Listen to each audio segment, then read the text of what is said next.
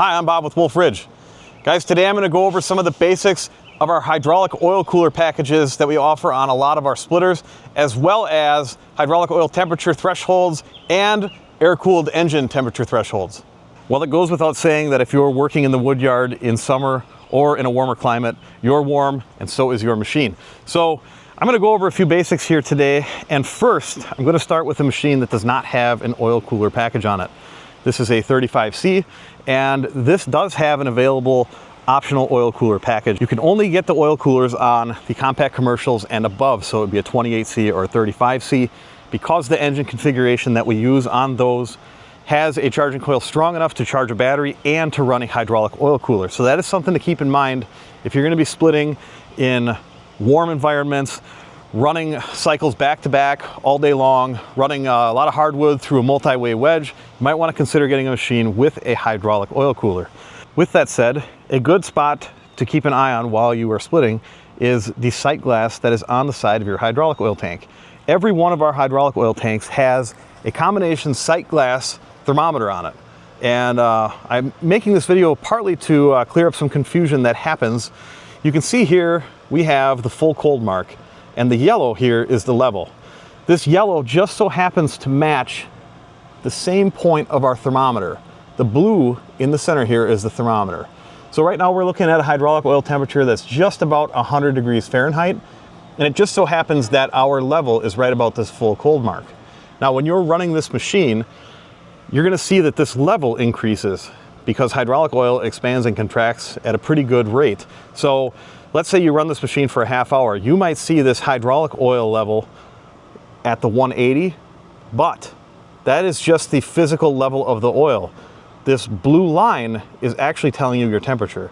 So if you see your level up here, I've had people call and say that their oil is at 200 degrees. They'll send me a picture and the level is up here, but the blue dot was down by 130. So keep that in mind. The blue is what you really want to pay attention to. Hydraulic oil, we recommend if this is getting to 140, 150 degrees, you can give it a little break. I tell people at 160 degrees to stop and let the machine cool down. 180 degrees is where seals in the cylinders and in the valves and stuff like that start to fail. So 180, absolutely do not go past that. My recommendation is 160. If you're seeing 160, give the machine and give yourself a break, or look at adding a hydraulic oil cooler package to your operation. So this entire batch of machines back here happens to be machines that do not have oil coolers on them. You can see we've got some standard 28 Pro X's, compact commercial here, and one back over there.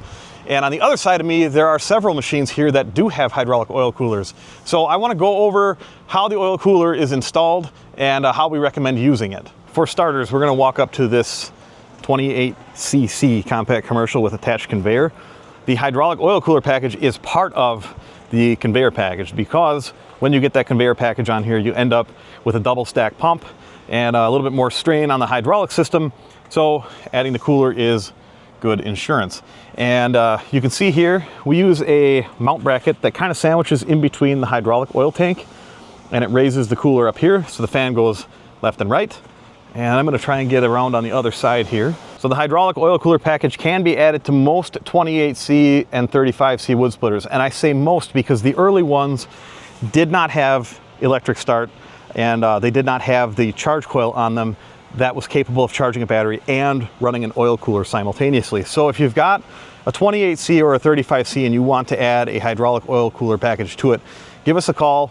We'll probably ask for a few pictures of your overall splitter to show the valve setup and the engine, just to make sure that we're sending you something that will work well for your operation. You can see here's the fan motor. The hydraulic oil cooler package has a thermostat here that is 115 degrees. And then you have a simple SAE 2-pin connection. And I want to explain why we use this SAE 2-pin connection and not a switch, because that is a topic that comes up often, and there's a reason that we do it this way. Now you can buy an inline switch that can go in between these SAE 2-pin connections. However, we have not found one that's reliable enough that will stand up to the elements of being outside in the rain, in the sun, in a wood yard.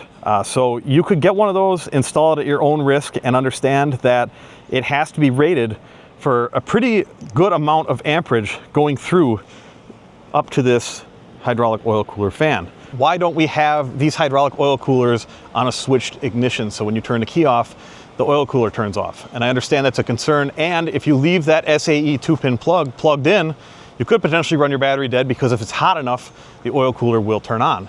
But in a case like this 28cc, this has a Honda GX390 single-cylinder engine on it. That's a ground to kill ignition system. So when we turn the key on, basically the magneto sees no ground, which means that the magneto can produce spark for the engine to run. When we turn the key off, that completes a circuit of a ground to the magneto, which kills the spark. That leaves us with no ability to even put a relay in that would turn the fan on, unless we were making the relay be energized when the ignition was off using that ground. And if we had the relay energized when the engine is off, the relay would be drawing power from the battery. So you're best off, just unplug it.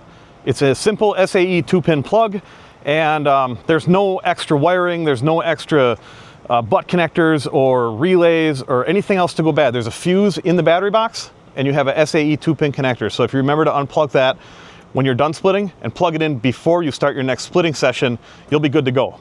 Here's a orange 17 VSC. This one is headed to Faith Farm down in North Carolina.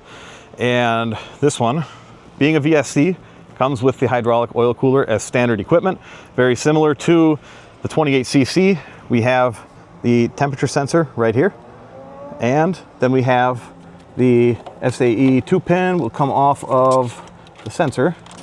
And this one has a Y adapter on it for the lights. So this will go to the battery. And then we have here the SAE 2-pin for the hydraulic oil cooler. So when we're going to start a splitting session, we plug this in. We even have a note on all of these splitters to unplug for storage. My recommendation is to unplug that after each splitting session. The best way, the most reliable way to make this oil cooler function is to just have a direct 2-pin connection like that. There are other things we could potentially do. We could increase this thermostat from 115 degrees to say 130, but then you're going to lose a lot of your cooling capacity. Starting it at 115 seems to work a lot better.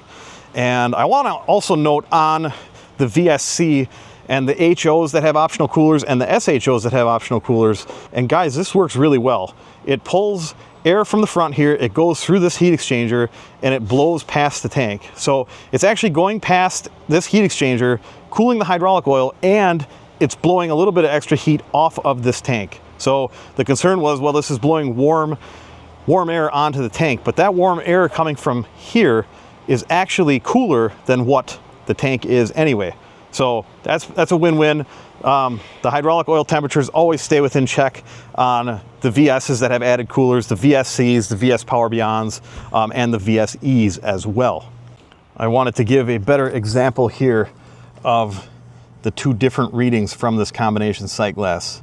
So full cold, you can see where this level is, and then our temperature is actually about 100 degrees. So don't confuse the two. The blue is a separate reading from the yellow level line, which, like I said, if it's colder out now, we're going to see this drop down a little bit, and we run this thing an hour or so, we might see that level way up here, but that's not the temperature. The blue is the temperature. One other topic is cylinder head temperature and using air-cooled engines. These Honda single-cylinder and Honda V-twin engines are air-cooled engines, which means the flywheel is spinning, that's generating airflow that will blow past the cooling fins on the engine. So when you're running a higher RPM on the engine, you're actually doing a better job of cooling the engine as well. And on a VS Power Beyond or a VSC, for example, this looks like it's scrolling, so it's not scrolling in real life, it's just the camera that's acting up there. But this right here is our cylinder head temperature. So we're looking at 104 degrees right now, and I did not even start the engine. When I start the engine, of course, that's going to go up. This is a lot different than a liquid-cooled engine. A normal operating IGX 700 V-twin, for example, the spec I'm reading right now, typically ranges from 250 to 350 degrees. And a intermittent spike of 400 is survivable, but continuous operation above 400 really risks engine damage. I have not personally seen one of these operating over 300 degrees. On that note, something I want to point out is that every machine that we have here, every configuration that we have here with the Honda engines on it has to pass the Honda application test, which means Honda comes out here, they put temperature probes in, they put I think they put one on the spark plug, they put one in the oil itself, and then they hook up vibration monitors as well. We run the machine for an hour splitting wood, putting it to the test, putting it to work. And we have to pass that test with Honda in order for each machine configuration to be added to their warranty service network, if you will. So basically, any of these Honda engines that are on machines back here can get serviced at any Honda service center across the United States. And if they go to do an engine warranty claim, they'll be able to look up in their system and find, say, a Wolfe Ridge 28cc. That's an approved use case for that engine. I hope this video helps clear some things up. Mainly, I really wanted to clear up that sight glass thing because that messed with me at first too. When you look at that level and you're thinking that that's the temperature. But keep in mind, the blue is your temperature. And I also wanted to clarify some of the points that we make with the oil cooler packages and why we do things the way that we do. If you're looking to add an oil cooler package to an existing Wolfe Ridge splitter, please give us a call or send us an email. And of course, if you'd like more information on any of our products, including the pricing, tech specs, photos, videos, dealer locator, our event schedule, and much more, please check out our website, www.wolferidgemfg.com. I want to thank you guys for watching. As always, thank you for the support. Make sure you subscribe so you don't miss out on what's next at Wolfe Ridge.